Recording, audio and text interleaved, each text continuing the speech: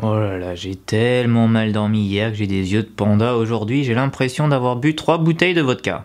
Yo le bon agnon, j'espère que vous allez bien. Alors on est de retour aujourd'hui pour une vidéo cette fois-ci sur 2018. Alors on avait fait une vidéo il y a 2 jours sur ce qui s'était passé durant l'année 2017. Une petite rétrospective pour se remémorer tous les bons moments. Et aujourd'hui on va parler de 2018, on va parler des bonnes résolutions et des projets que j'ai en tête. Alors tout d'abord on va parler du côté personnel car j'ai vraiment envie d'une chose en 2018, c'est de changer mon mode de vie. En fait à cause du décalage horaire entre Séoul et la France, je me retrouve très souvent à faire des lives très tard la nuit et je me réveille très tard le lendemain. Ce qui fait que je n'ai pas très faim quand je me réveille, ce qui fait que je mange à des heures complètement abracadabrantesques. Et en 2018, j'ai envie de retrouver un mode de vie un petit peu plus sain. Alors comment retrouver un mode de vie un petit peu plus sain? Eh bien c'est très simple puisque tous les jours je vais essayer de me forcer, je vais me lever à 10h30, 11h du matin. Autant vous dire que l'année dernière en 2017, je me levais plutôt sur les coups de 2-3 heures de l'après-midi, ce qui faisait que la journée passait plutôt vite.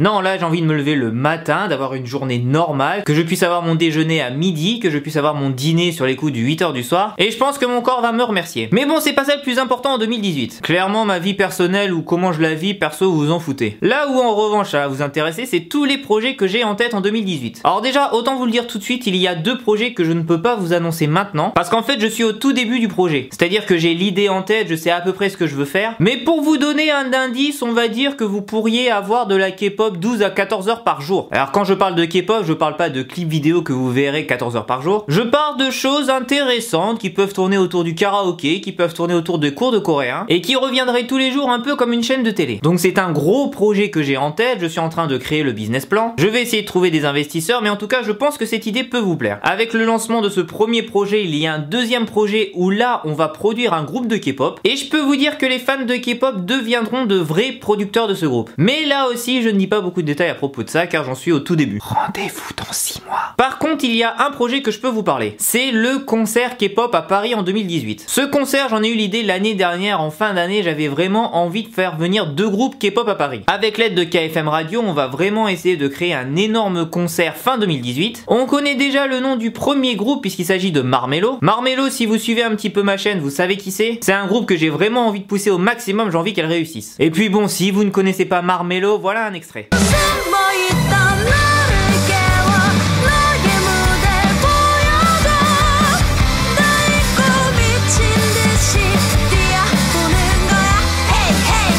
Et en plus de ce groupe féminin Marmelo, on va faire venir un groupe masculin et pour le moment en tête on a le groupe The Rose. Je suis en pleine discussion avec le label de The Rose qui, comme chaque label de K-pop qui se respecte, nous casse un petit peu les pieds en termes d'argent, nous casse un petit peu les pieds en termes de logistique, mais bon, je ne renonce pas, on est en pleine négociation, j'attends leur réponse par rapport à ma dernière proposition et s'ils sont ok sur cette proposition, eh bien on aurait un concert Marmelo The Rose. Donc vraiment celui-là c'est un projet qui me tient énormément à cœur. On parle d'un concert avec environ 800 personnes, donc c'est un gros budget, c'est vraiment un énorme risque pour nous. Vous avez peut-être entendu parler de ce concert sur la chaîne de Sunshin, j'aime beaucoup son travail et j'ai envie de l'impliquer dans ce projet. Bref, ça va être un truc de ouf. Et les 2 projets secrets, ça va encore être quelque chose d'encore plus ouf. Mais bon, ça je le garde pour moi, on va y aller petit à petit. Voilà, j'espère juste que 2018, ben moi c'est un peu l'année charnière. Ça va être un peu l'année qui va décider de mon futur en Corée. Ça fait 3 ans que je suis ici, je suis un petit peu encore un touriste, c'est-à-dire que j'ai pas vraiment un boulot fixe, j'ai pas de salaire fixe, je gagne un peu d'argent par-ci par-là, mais vraiment j'ai envie de me poser. J'ai envie de me poser avec ma chérie. Bref, je pense que ça va être une énorme année. Mais avant tout, il faut faire très attention à sa santé et faire en sorte que tous les projets que l'on a en tête puissent aboutir. Voilà, j'espère que je vous ai un peu éveillé votre curiosité. J'espère que vous serez là pour tous les projets que l'on va faire en 2018. Merci à vous d'être là de plus en plus nombreux tous les jours. C'est avec vous que je peux faire ces projets. Donc merci du fond du cœur. Nous, on se retrouve demain pour une nouvelle vidéo. Neil Tashiman Nayon. Annyeong.